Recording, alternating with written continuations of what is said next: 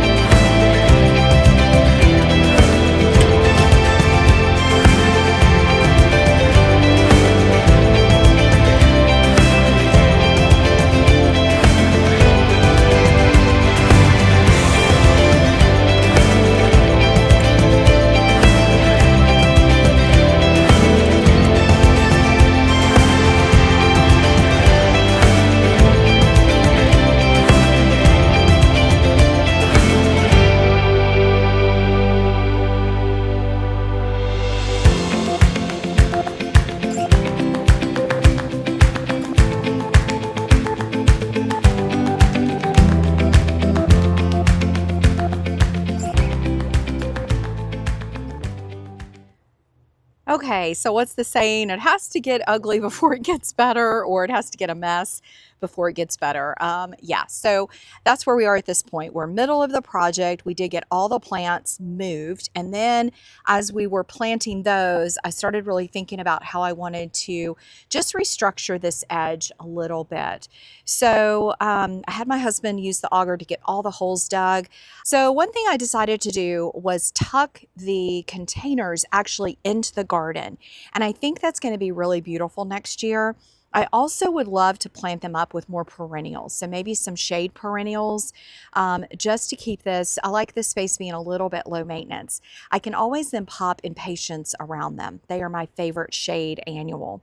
So I've still got some cutback to do with the sedum. This is like a low ground cover sedum. It has beautiful pink blooms. But we got this hydrangea planted and I already feel like it has a sigh of relief, and I think it's going to do so much better here.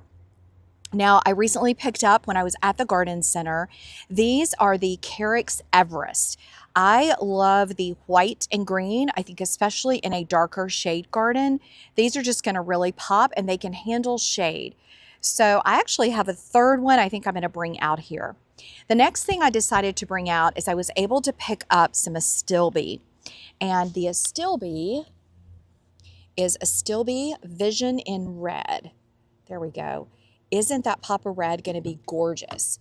So I think since this area is becoming way more shaded and the spireas really help to shade the ground, I'm going to go ahead and add these, and I think it'll be a nice mass planting with the double plants there. And then in front, I'm going to add another chocolate chip ajuga. And then I do have a Japanese forest grass, and I'm not sure if I'm going to put it here or I may swap it out with one of the Everests. That may be what I do. But I love these and I think it will do beautiful. It can stand some sun. And then again, I tucked in the container, and then here is the sweet spire bush. And you guys, I'm going to stand back. Doesn't it look like it's always been here? I'm so happy. You know, sometimes right plant, wrong spot. And I just encourage you to think about that in your garden. And sometimes it is worth getting someone to help you move something or move it yourself. So I'm going to give this guy lots of love. I think it's beautiful tucked in here. And so I think this space is really going to come together and look beautiful. I do have daffodils that come up in the spring, and then I can always pop in annual interest. And I think there's room for a few more, maybe some small hostas. Those Mickey Mouse hostas or mouse ear hostas would be really fun to kind of tuck in once I find some. So I'm going to get started planting these guys, and then I'm going to clean up, cut some things back, give it some fresh mulch and water, and I can't wait to show you the final outcome.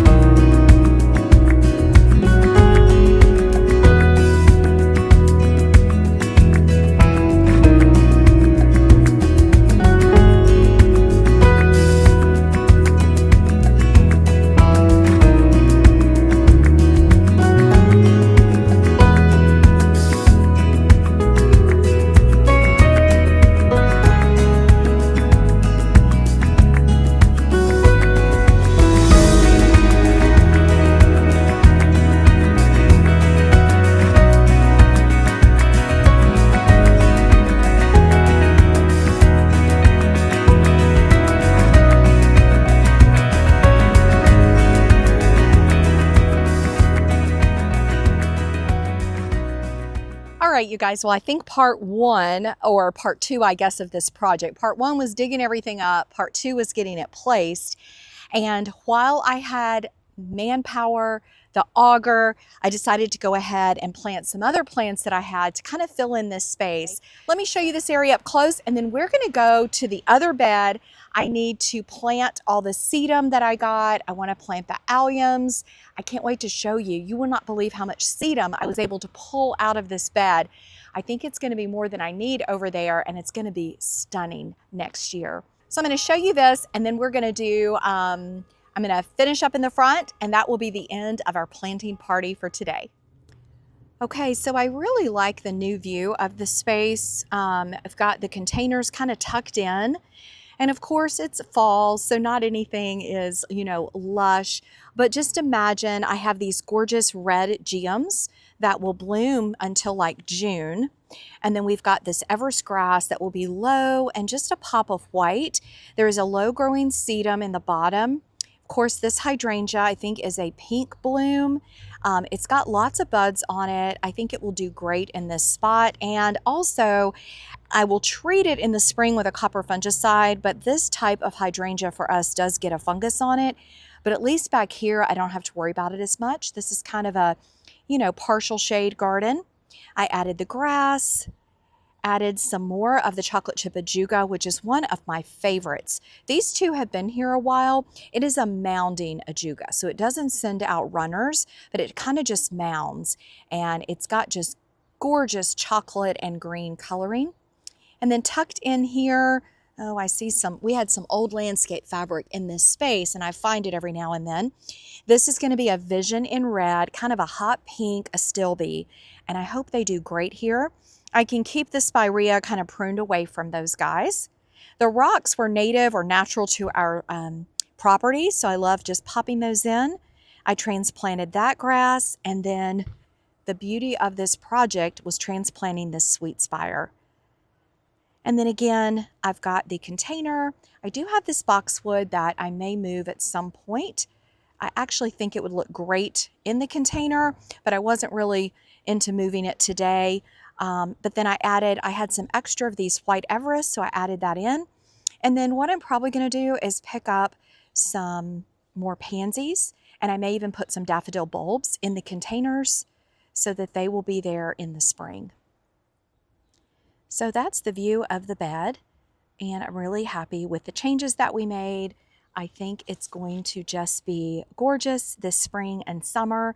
And again, I probably will pop in some hostas, some of those low growing mouse ears, I think they're called, underneath the hydrangea.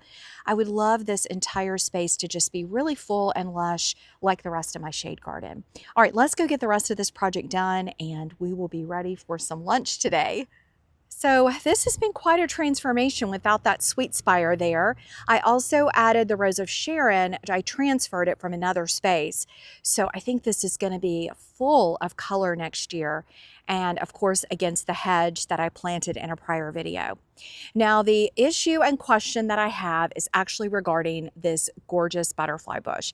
She is my favorite. I don't want to take her out.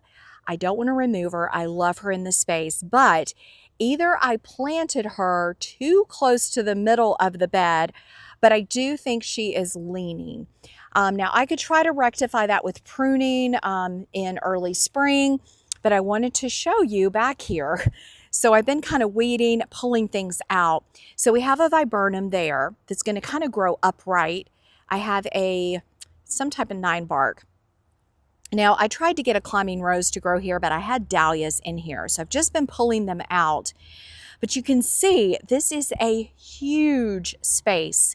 And really, this butterfly bush needs to be basically where that kind of dead perennial should be. She should be in the middle here.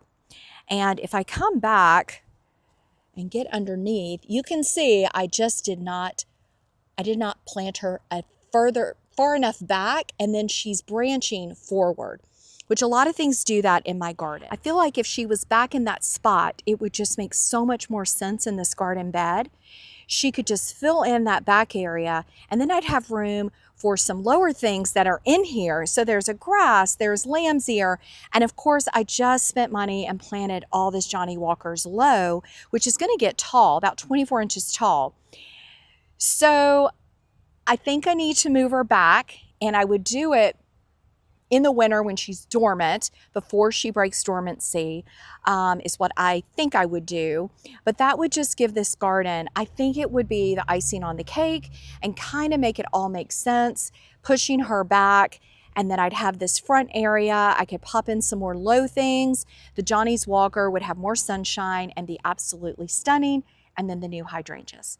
So let me know if you've moved one that's this size. This one is going on 3 years old.